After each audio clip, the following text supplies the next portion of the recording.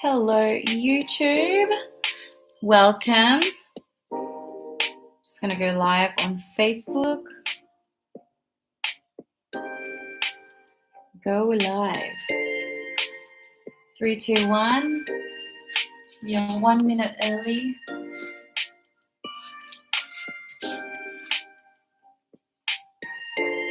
Checking connection, it says. We are live on Instagram. Hello. I'm going to zoom right in. Good evening. It's the usual live painting with Sheils. As you can see, I have started because during the planning stage, I've got my nose right up to the canvas, or maybe not right up, but I'm like this, right? Because I want to get the proportions right. And yeah, when I film myself, I have to paint at an angle. So I wanted to get this sketch on before I block in the detail, which is a lot easier to do. The planning stage is the most important stage, or the most crucial, because it sets, it sets the map for how the painting will turn out. All right, so as you can see, I'm going to paint this beautiful, delicious rose. And roses are my favorite flowers. And yeah, I just love how, I don't know, they're just so full, and I love all the curvy shapes of the petals and all the shadows. And yeah, I am a little obsessed with roses. They are like my favorite flower to paint. I don't love any other flowers as much as I love roses. I do like maybe peonies, if I even said that right. But anyway, I've got this reference that I got on Instagram. I do follow like a few florists, and can Instagram say that? Instagram Live. And event companies, because they have really beautiful floral content. I'm just going to use my white paint, and I'm going to paint right out of it, because I don't really care about it anymore. And I'm going to go on a big painting shopping spree very soon.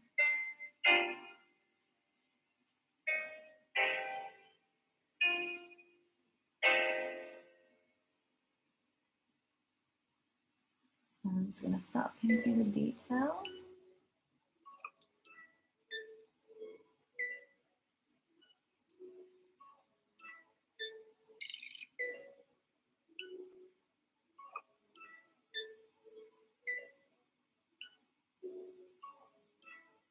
Got some nice background music on today, royalty free, which I'm very happy about.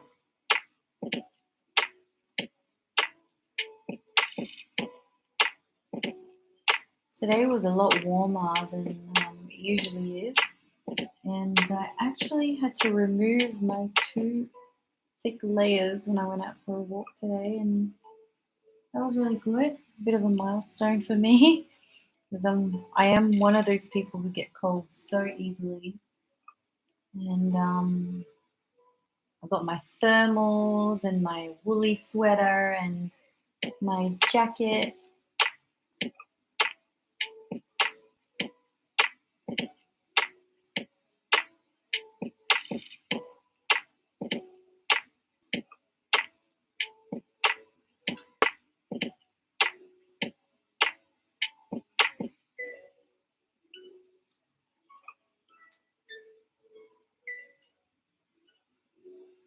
I must say that I'm being inspired by a lot of things lately, and it's mostly beautiful views.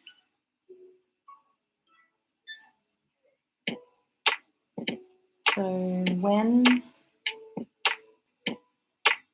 I have full-time income again, I can save money, and I will be spending it on lots of art supplies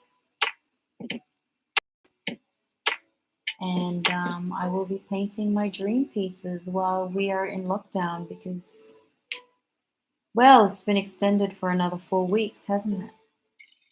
So we won't be seeing the inside of an office for at least another, another 5 weeks in Sydney. And what that means is, well, a lot of things. It's crappy, but for those of us who are lucky, unfortunately, not everyone is. Then yeah, we get to work from home and more time in our hands. Don't have to get ready, don't have to commute. So as soon as I get off the phone with my clients, then I will be on the easel painting my dream piece. That's the plan. So for that, I'm very grateful. And I will admit, I have been quite heartbroken with the sudden change and decision that I have to make. And I was denying myself of that emotion of just grieving, I guess, because I had planned to get into my art full time by, July, August. And I've put in a lot of work since the start of the year. And I was working full time for a few months and putting savings away, and I was making huge investments in, my marketing. And then I was starting to see the fruits of my labor and launching a lot of press. And this stuff takes a lot of work, takes time. And I'm going to be featured on a TV show that took months to organize and invest in, and it'll still be interesting to see the results of being on that show and getting the exposure. But yeah, really heartbreaking to see your plan last minute by something that was out of my control, which is what this is. It's a pandemic. It's unprecedented, and I'm in a much luckier place than I was. Fortunate, blessed, whatever. Yeah, better than I was last year, because last year I actually lost work and I couldn't get it was months and months before I finally got consistent work, namely a 9 to 5. Having said that, it was a bit backwards because my creative work was what saved me and got me through the year financially. When they lifted all those restrictions, I really got into the TV commercial industry, creative arts, and I got a lot of work. And I also got work for my art, and I hosted some private events, private parties, paint and sip. So I actually did quite well for about 3-4 months. And then I got into full-time work again, and that kind of set my plans into motion, because it made me, doing all that creative work end of last year gave me hope and faith that it was indeed possible for me to transition full-time into my creative work. And that was based on the results that I was getting. And so that was my plan this year. But yeah, it really took a shift in my thinking just the past few days to kind of just accept how I feel. I'm still working on that. still accepting how I feel, and so just realizing that it doesn't mean that I've given up on my dreams, but this new path can actually serve my dreams. Because, yeah, it just feels like I've given up on them because, well, I've done it before and it sucks. And this may sound like a first world problem, and yeah, it is in many ways, but I've been there. You know, last year I was in a really terrible, scary place financially, so I know what it's like to feel hopeless and to really fear for my livelihood and my life, because to have your income taken away from you is also to rob you of your dignity and your I guess identity even as a person. And it's a terrible feeling to be left with nothing. um, so I just, I'm going into this lockdown with more empathy because I know what it's like. And if I didn't have family, I would be homeless like a lot of people right now.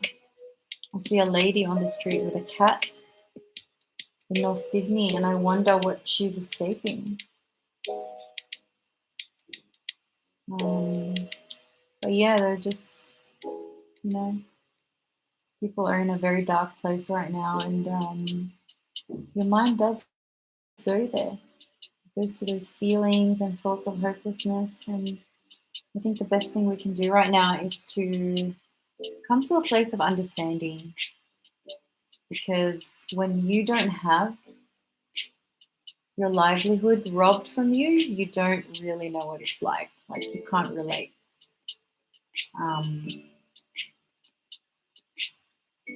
and yeah, I think the last thing anybody needs right now is judgment. We just really have to be understanding and realize that people are going crazy for good reason, and just find little ways to help someone next door. My building is so cool because it's so full of nice people, and we actually have this little, I don't know what to call it, but there's this little area in our building where people are leaving supplies, like, bits of food, non-perishables, and yeah, just leaving it out for people who might need it. I go down there and contribute to the little stockpile every now and then. I've left toilet paper as well because that's kind of what everybody's fighting over anyway. And yeah, it made me so happy to see that people took things, because it made me realize that, people are in a place of need. Like, ordinary working people are being, like, the reality is being driven to poverty. And, if this is happening everywhere, it's happening in my building. But yeah, it's just a really nice community, and people are just doing their bit to share anonymously. And yeah, it's really nice to know that I'm, along with other people in my building, it's nice to know that we're all helping someone. Anyway, that's my little rant for today. And that's what I'm trying to say, is that times are tough, and it's good to be aware of what people need, and it could be someone as close to you as your neighbor. So if you have a job, if you have income, just remember how lucky you are, and try to imagine if that was taken away from you. It's not nice.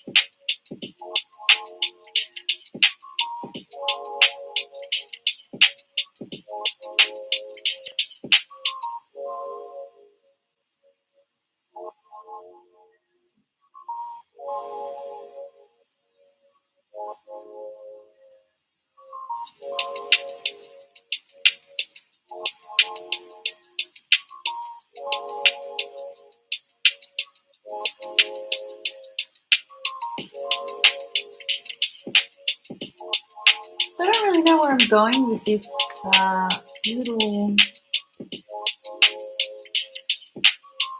piece. I don't know if I'm going to make it more abstract or realistic, but it just gives me so much joy to paint my favorite flower. It's my inspiration. There's actually a place in Clermont where they have a rose garden. I forgot what the street is, but I have often considered making friends with the owner and asking them for flowers because, you know, a rose garden has to be pruned, right? So surely they're going to have to chop all these roses away and chuck them. You know, they could chuck them over to me.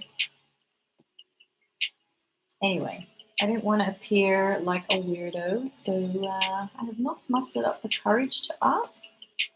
But, you know, I walked past that place a few times and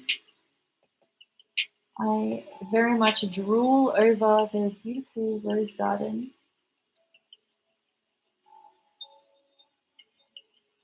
Actually, my parents have, or used to have, a nice rose garden, and they had red roses in the backyard and white and yellow at the front. And yeah, anytime they bloomed, we would have a bunch of roses inside the house. That was really, really nice. And the red roses were my favorite, and they were just absolutely full and delicious to look at. It just gave me so much joy.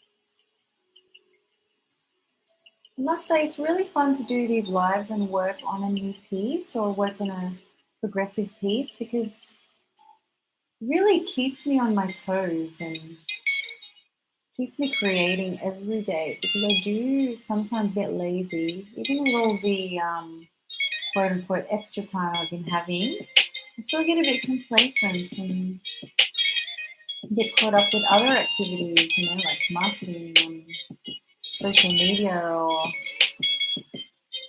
chasing press or whatever. Like all of that requires so much work that does take me away from the easel. So doing these lives really keeps me creating and keeps me accountable.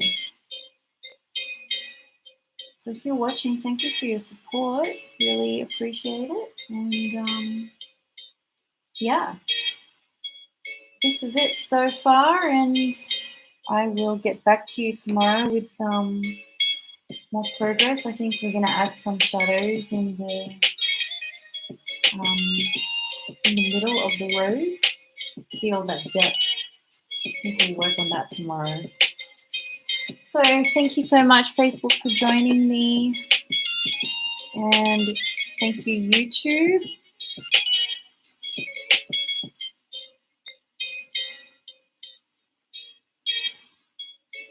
And thank you, Instagram. Ah, Richie! Richie joined, everyone. Richie is my trainer. He's watching my live. All right, see you guys. Thank you.